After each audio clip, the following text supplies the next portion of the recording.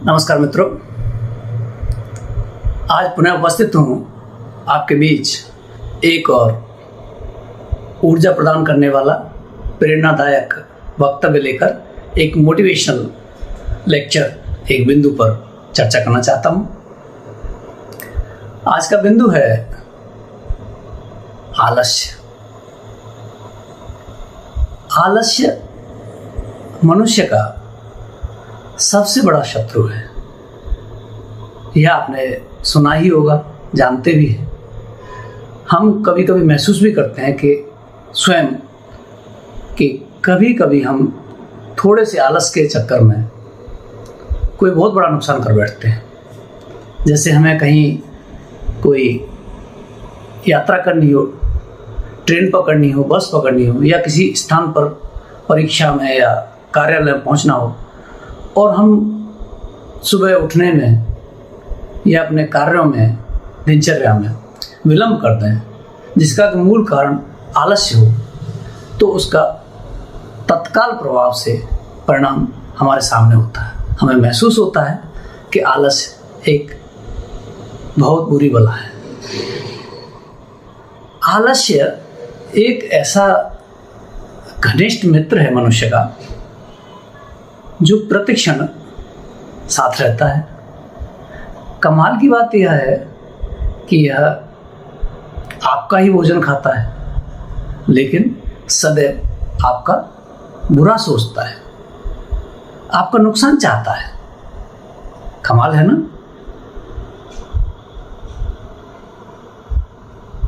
एक महात्मा हुए हैं सुखबोधानंद जी। उन्होंने एक वक्तव्य में कहा था कि मनुष्य के मस्तिष्क में दो कुत्ते होते हैं। यह उनका कहने का तरीका था। हर मनुष्य के मस्तिष्क में दो कुत्ते होते हैं। उन्होंने कुत्ते का ही प्रसंग क्यों लिया तुलना करने के लिए?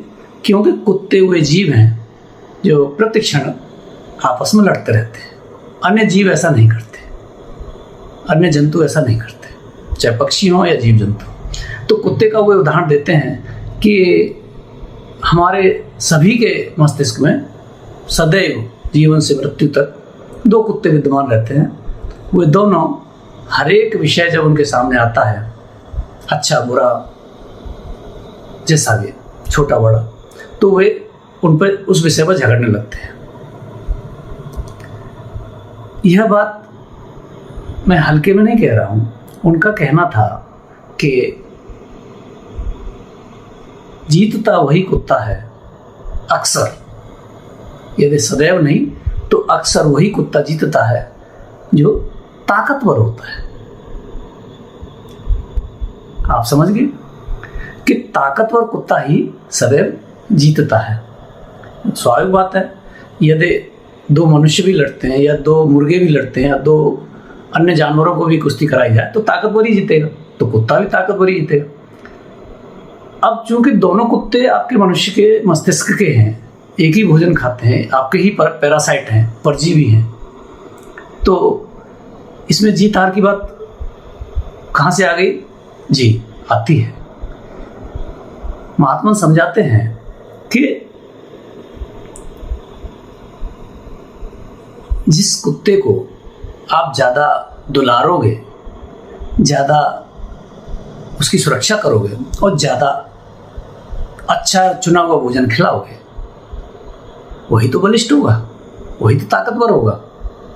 दूसरा धीरे धीरे उसके अनुपात में कमज़ोर होता जाएगा।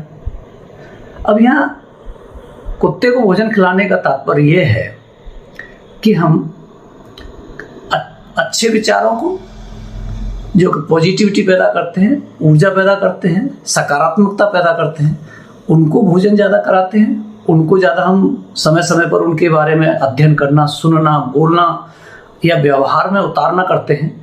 या दूसरा पक्ष, यही वे दो कुत्ते हैं जो सदैव लड़ते रहते हैं। लौटकर अपने बिंदु पर आता हूँ। आज का बिंदु है आलस्य। आलस्य हमारा खराब कुत्ता है। जो सदैव सिर्फ भोजन करता है, हमारे कार्य में दखल देता है, हमको चलायमान और सक्रियता करने में उसको कम दिलचस्पी है, हम भी उसी की तरह पड़े रहें, आलस्य में रहें, हो जाएगा, कर लेंगे, आदि आदि। तो आप समझ रहे होंगे कि आलस्य को मैं बहुत ही जमीनी बेसिक्स के साथ समझाना चाह रहा था कि आलस्य दिखने में बहुत सामान्य बात लगती है। जैसे मैं आलस्य के विपरीत जा रहा हूं, उसकी परछाई यानी दूसरा पक्ष आलस्य।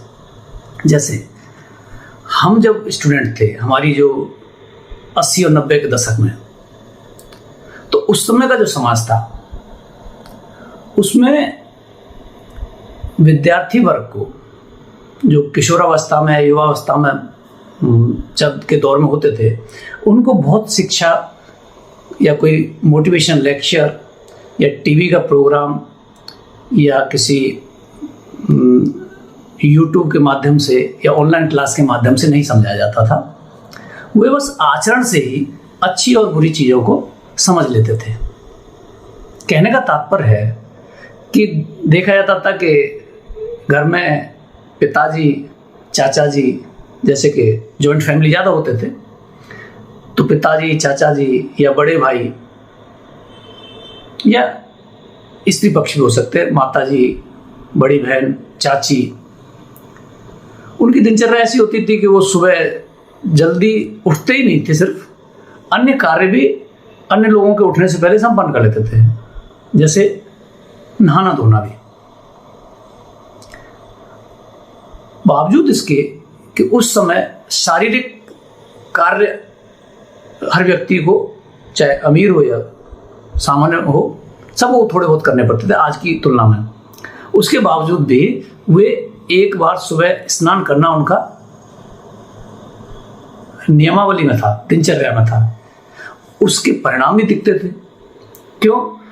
कि उससे सबसे पहला था कि वो आलस्य को दुत्कार देते थे।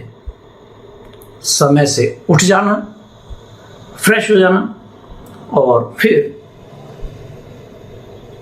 आलस्य को किक करना, चल हट, तू मुझे क्या रोकेगा। मौसम चाहे कोई हो, सर्दी गर्मी के अलावा अगर मौसम अदरवाइज भी है, अन्यथा जैसे कि मौसम खराब है, बारिश हो रही है या विपरीत परिस्थितियां हैं, उसके बावजूद भी अधिकाधिक मैं अपने आकलन से, जिसका कोई सर्वे नहीं है, कह सकता हूं कि औसतन 80 से 90% लोग, जिनको सामान्य लोग कहा जा सकता है, वे आलस्य को छिटक देते थे, आलस्य को किक आउट कर देते थे। और ऐसा करने से उनके दिनचर्या में, जो सुबह उठने से लेके और सुबह के 2-3 घंटे की जो दिनचर्या होती थी, उसमें सारे कार्य समय से तो होते ही थे, ऊर्जात्मक तरीके से होते थे। मित्रों, कोई समय तो लौट के आता नहीं है, लेकिन उसकी अच्छी बातें अपनाई जाती हैं और उनके परिणाम भी अच्छे होते हैं। आज भी अधिकतर लोग जो कि सुखी और संपन्न हैं, और उससे भी ज़्यादा महत्वपूर्ण है कि सुविचारी हैं, शांत प्रिय ढंग से जीवन जीते हैं, वे आलस्य को अपना शत्रु मानते हैं। वह भी ऐसा शत्रु जो हमारे साथ भी है, जिससे हम दूर भी नहीं कर सकते, क्योंकि शरीर अपने आप ही आलस्य मांगता है, आराम मांगता है। लेकिन आप सदैव उसको छिटक सकते हैं, उसको कंट्रोल कर सकते हैं, उसको दुत्कार सकते हैं। अल्लामा इकबाल का एक शेर है, खुद ही को कर बुलंद इतना कि हर तकदीर से पहले, खुद ही को कर बुलंद इतना कि हर तकदीर से पहले, खुदा बंदे से ये पूछे बता तेरी रजा क्या है। ऐसा कब होगा? इस शेर में जो भाव है, आप अपने आप को इतना दृढ़ निश्चयी और साहसी कब बना पाएंगे? दृढ़ निश्चयी, साहसी, कर्तव्यनिष्ठ और इस सब बिंदुओं के सबसे बड़ी रुकावट तो आलस्य है। तो वो आपका ही खाता है और आपको ही नुकसान पहुंचाता है। तो इस शेर के बाद मुझे अपनी एक कविता याद आ रही है जो मैंने शायद कोरोना के टाइम लिखी थी, 2020 के आसपास। उस कविता को मैं पढ़ना चाहूँगा।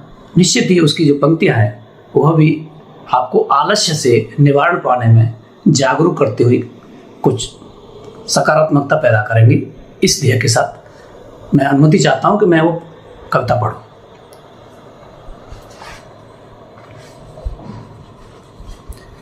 कविता है, टालम टोल करोगे कब तक, टालम टोल करोगे कब तक, बैठे हाथ मलोगे कब तक, टालम टोल करोगे कब तक, बैठे हाथ मलोगे कब तक, कैसे जीना आप सोचिए, कैसे जीना आप समझिए, दोष किसी का दोगे कब तक, शीघ्र सीख लो दुनियादारी, शीघ्र सीख लो दुनियादारी, सच को सत्य कहोगे कब तक। यह विरोधाभासी बात है, मतलब कि सदैव सत्य को सत्य कहना भी आजकल जोखिम भरा है। यह व्यंग है। जिसकी लाठी भैंस उसी की, जिसकी लाठी भैंस उसी की, खाली हाथ लड़ोगे कब तक। यह सब है जो आपको अच्छा व्यक्तित्व बनाने में मदद करेंगे। ध्यान से सुने कि जिसकी लाठी भैंस उसी की, खाली हाथ लड़ोगे कब तक, कल की इच्छा फल की इच्छा नहीं त्यागना, फल की इच्छा नहीं त्यागना, दानी कर्ण बनोगे कब तक, कब तक मरते हुए जियोगे। मर मर कर क्यों जीना, नकारात्मकता बुझे बुझे दिल के साथ क्यों जीना। किसने कहा? स्वयं को ऊर्जा प्रदान कीजिए। Self motivation is the best motivation. अपनी ऊर्जा को स्वयं रिचार्ज करते रहिए अपने आप को। तो इसलिए मैं कहता हूँ कि कब तक मरते हुए जियोगे, जीते हुए मरोगे कब तक। इन पंक्तियों को रिपीट करना चाहूँगा। यदि दो पंक्तियाँ आपका कुछ भला कर सकें तो मैं जिस क्षण मैंने यह कविता लिखी मैं अपने धन्य समझूंगा कि कब तक मरते हुए जियोगे, जीते हुए मरोगे कब तक। जीवन एक साधना ही है, जीवन एक साधना ही है, इसको जुआ कहोगे कब तक। आपको आपके मित्र, सहयोगी, बुरे मित्र, चंगुलबाज, धोखेबाज, शिकारी, जो भी ऐसा कहते हैं, मैं उनको ये नाम दे रहा हूँ, जो कहते हैं कि जीवन एक जुआ है, हार जीत होती रहती है और किस्मत है, फलाना है। मैं ये नहीं कहता कि ये सारी बातें पूर्णतः गलत हैं, लेकिन हार्डवर्क के आगे, सुनिश्चित हार्डवर्क के आगे, लक्ष्य के साथ किए गए हार्डवर्क के आगे, परिश्रम के आगे रास्ता निकलता है, मंजिल की ओर जाता है, मंजिल के निकट जाता है। फिर मंजिल ना मिले तो मंजिल मिलना और न मिलने में कोई फर्क नहीं है। आप मंजिल पा चुके हैं। जैसे किसी नेशनल या अंतर्राष्ट्रीय स्तर पर या ओलंपिक में किसी खिलाड़ी को चाहे वो स्वर्ण पदक मिले, रजत पदक मिले या ब्रॉन्ज मेडल मिले, कोई फर्क नहीं पड़ता, उसका वहाँ पहुँचना मुख्य है, क्योंकि वह लाखों लोगों में एक या दो या तीन लोगों के बीच चुना गया है। इसलिए आपका कार्य हो गया, आगे का कार्य आपके वश में नहीं था। इसीलिए मैं कहता हूँ कि जीवन एक साधना ही है, इसको जुआ कहोगे कब तक, इसको जुआ कहोगे कब तक, टालम टोल करोगे कब तक, बैठे हाथ मिलोगे कब, कैसे जीना आप समझिए, दोष किसी का दोगे कब तक। दोष किसी का दोगे कब तक। तो मेरा निवेदन है, आग्रह है, और मैं आपको ट्रिगर करना चाहता हूँ कि आप अपने आप को सदैव रिचार्ज करते रहिए, अपने आप को सचेत करते रहिए, झकझोरते रहिए, जगाते रहिए। आलस्य आपका सबसे बड़ा शत्रु है, जो प्रतीत भी नहीं होने देता है कि आपका शत्रु भी है। धन्यवाद इस निवेदन के साथ कि यदि आपने चैनल को सब्सक्राइब नहीं किया है तो आज आप कर डालें, और लाइक तो किया ही होगा आपने। मुझे कुछ बेहतर करने के लिए प्रेरित कर सकें कमेंट द्वारा, तो आपका एक और धन्यवाद करता हूँ। नमस्कार।